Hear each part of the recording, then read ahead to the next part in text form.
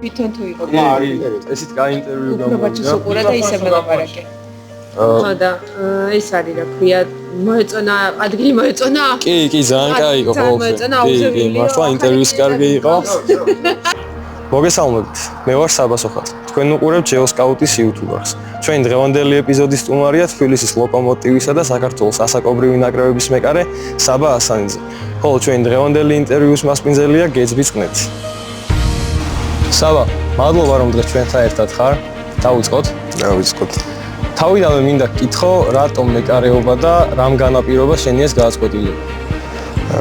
5 წლის ვიყავი რომ შევედი ფეხბურთზე, დიდად რაღაცა არჩეული არ მქონდა პოზიცია, სად მივიდოდი, როგორ მივიდოდი, უბრალოდ კარში ჩამაყენეს და რითი დღე რაც ვიზნებოდი, ახ პატარაობაზე არ მახლაბარი, რაც ვიზნებოდი, მით უფრო ხდებოდი, რომ ჩემში იყო ეს ყველაფერი და მომწონდა ის პასუხისმგებლობა, რაც მეკარის აკისრია. ერთ-ერთი გამორჩეული თვისება, რაც არის პირადად შენში, არის შენი ხასიათი, რომელიც განსაკუთრებით მნიშვნელოვანია მეკარისთვის. შენი აზრით რა ყალიბებს და ავლენს ამ ხასიათს?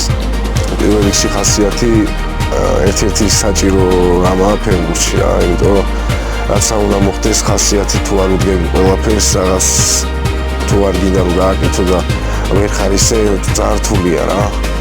ხო და პირველ რიგში უნდა იშრომო ბევრი მაგ ხასიათისთვისაც, რომ რაღაცა გამოავლინო, მოდის თამაშები და მოდის ეს ყველაფერი უფრო რა, რაც უნდა შეცდომა დაუშვა, უნდა ყველაფერი დაივიწყო და გადაერთო ისევ თავიდან, იმიტომ რომ ბევრ რაღაცას ნიშნავს რა, არ უნდა აირიო და ეგ ხასიათი ალბათ გამოცდილებით მოდის ისევა თამაშებით და ხო რა ეგრე გამოდის. ჩემი ინფორმაციით თბილისის ლოკომოტივში გადასვლამდე სხვა ქართული კლუბების ვარიანტებიც ჰქონდა.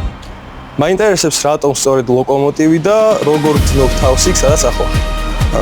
ლოკომოტივის შემოთავაზება რომ მოვიდა, ბევრი ვიფიქრეთ რა, ჩემთვის პრივილეგია იყო რომ მეთამაშა ბევრი თამაში. ლოკომოტივისგან კიდე რომ დავუფიქრეთ, ყველაზე კარგი ვარიანტი მაინც ლოკომოტივი იყო, იმიტომ რომ ყავდა ასაკობრივები, ყავდა დუბლები და ყავდა პირველი გუნდი. და ვარჯიშები დავიწყე პირველ გუნდთან, შემოთავაზეს რომ ვარჯიშებით პირველ გუნდთან იქნებიო თავიდან უნდა. ჩემთვის კარგი იყო, რადგან პირველ რიგში მეკარისთვის ყველაზე რთულია ფორმაში შესვლა და თამაშებით უფრო შედიხარ რა. და ჩემთვის პრივილეგია იყო და ეხლა როგორც ვარ, ძალიან კარგად ვარ რა. გასულ წელს შენი დებიუტი შედგა ლოკომოტივის ძირითად შემადგენლობაში.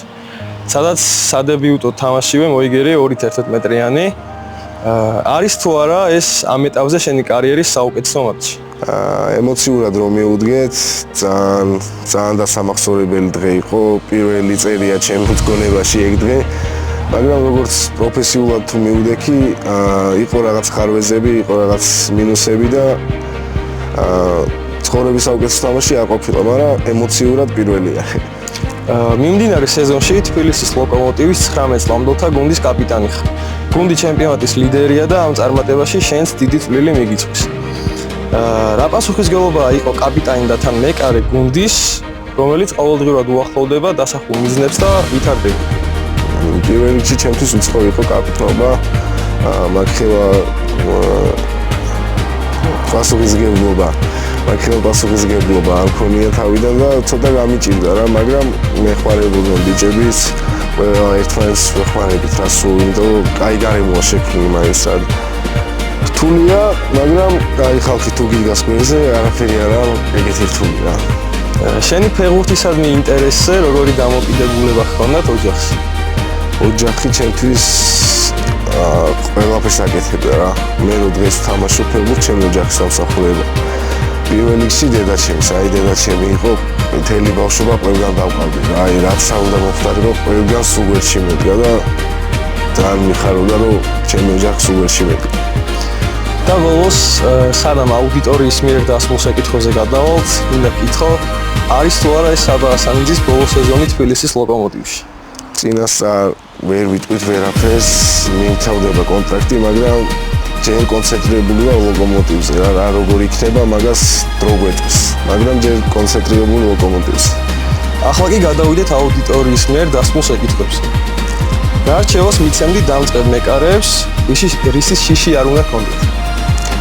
არ უნდა ის იყოს ალბათ შეცდომის დაშვების რა, იმიტომ რომ რაც უფრო დაძაბული თამაშობ, თუ უფრო არ გამოგივა არაფერი. თავარია მოეშვა და შენ თავი ბოლომდე გამოამჟრავნა რა.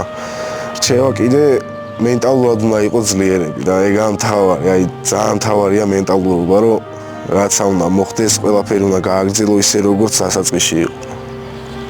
რონალდოს პენალტის მოგერიება თუ მესის ჯარიმის? მესის ჯარიმა, რა თქმა უნდა. დემეტრე სვაინზე გვეკითხება, როგორი დაცვა ყავთ და რას გამოარჩევდი შენს ცვლილებშიო? ჩაბრას და გეწას უფრო გამოარჩევი რა. არა, ძალიან მაგარი ხაზი ყავს უკან. ერთ-ერთი კი არა, პირველები ვართ ნაკლებ გოლებში.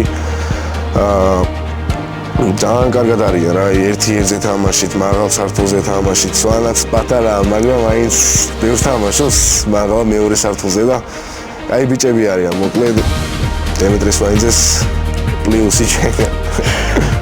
და ახლა კი მაისურზე რომ დაგვიტოვო სამახსოვროდ ხელმოწერა, რა იცი რა ხდება?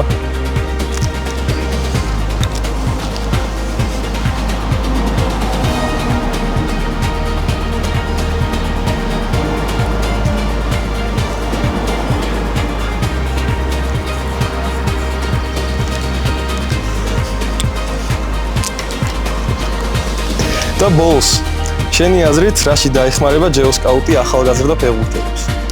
ვფიქრობ ძალიან კარგია ესე რომ შემოხვედით ინტერნეტში, იმიტომ რომ კარგია რომ შეიძლება ყველა ვერ იცნობდეს ადამიანს რა და ყველა ვერ დადიოდეს თამაშებს და ინტერნეტი ისეთი რაღაცაა რომ ყველა ხედავს და ყველა უყურებს რა. დაეხმარება ადამიანების გაცნობაში, უფრო ფეხბურთელების გაცნობაში რა და ძალიან სასიამოვნოა ეს. სავა მადლობა სტუმრობისთვის და წარმატებებს. მადლობა პირიქით თქვენ, წარმატებით. აღმოაჩინე ახალგაზრდა ფეხბურთელები ჯეოსკაუტთან ერთად.